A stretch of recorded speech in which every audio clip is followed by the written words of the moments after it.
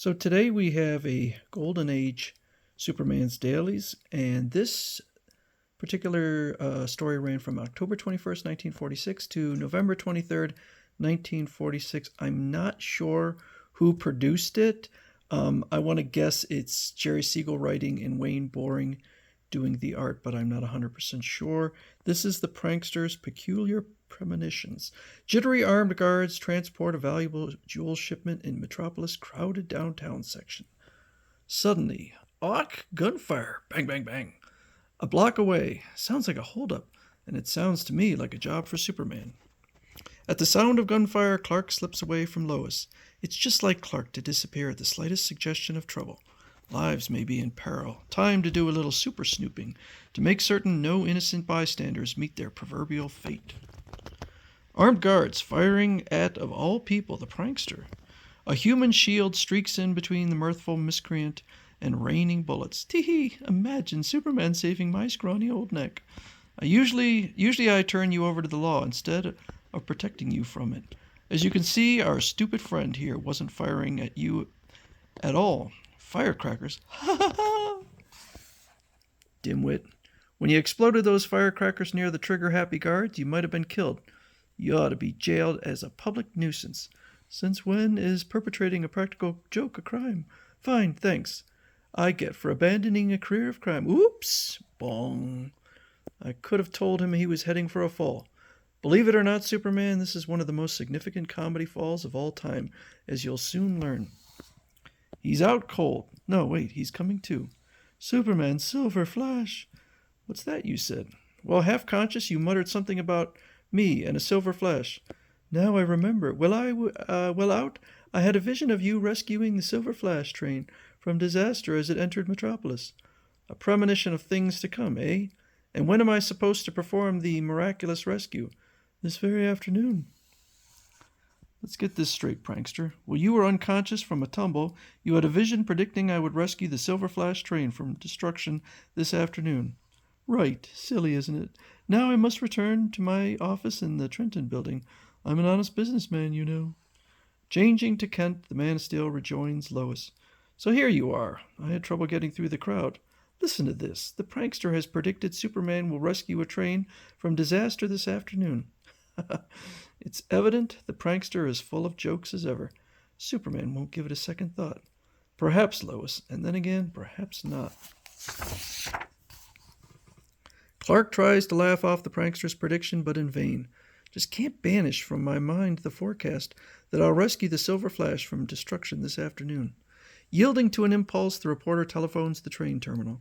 When is the Silver Flash due? In exactly 8 minutes.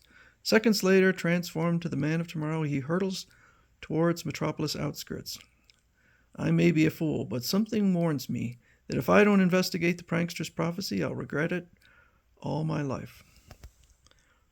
Into Metropolis suburbs sleekly speeds the Silver Flash streamliner. Right on the beam, Hank. There she is, safe and sound. I was a fool to pay any attention to the prankster's ridiculous prophecy that she headed for disaster. But at that moment, as the Silver Flash is derailed, Superman hurtles into action. Pardon my grip. Like flying a kite. Placing the train back on the rails, Superman leaps up and away. It's impossible, unbelievable, but the prankster's prediction actually came true. Changing to Kent, the Man of Steel returns to the Daily Planet and pounds out an astounding tale. Prankster predicts Superman rescue. What a yarn. Next day, a horde of newshawks descends on the prankster's office. How do you account for your half-conscious prediction having come true? Honest, fellows, I don't know. It must have been a coincidence. The exuberant prankster leans too far back in his seat and bong. Can this be the prelude to another astonishing prediction? Well, quizzed by newsmen, the prankster teeters too far back in his chair and topples onto his cranium. Drink this. Wait, unconscious, I had another vision. I saw Superman save an auto from disaster on the Kenmore elevated highway. And just when is this startling event to occur? In 10 minutes. The elevated highway is 2 blocks away. If we hurry, we can check on his prophecy. Not me. I want no part of this ridiculous nonsense. Stepping into an empty alley, Clark removes outer garments, but even as he does, A tire blowout on the Kenmore elevated highway. Foolhardy as usual. She's more interested in a news picture than in her life. Run, Lois! You're snap happy. Wow, what an action picture. This is terrific. Prankster's prophecy came true. Metropolis newspapers gleefully pick up the year's most sensational story. How do I account for my ability to foretell experiences that are about to befall Superman? Frankly, I can't. It's a mystery to me. One afternoon. This is the prankster, Kent. You may be interested to learn that a few minutes ago I tripped downstairs and had a premonitory vision of Superman saving an airplane transport from destruction tonight at midnight. Ugh, here we go again. Shortly before midnight. Maybe I'm a fool to pay any attention to the prankster's prophecy, but I'll save a plane from destruction tonight. But his other prophecies came true, and I'm taking no chances. And at Metropolis Airport, Flight 82 is long overdue, and the radio beam has gone on the blink. The plane must be lost in the fog. A plane about to crash into a skyscraper.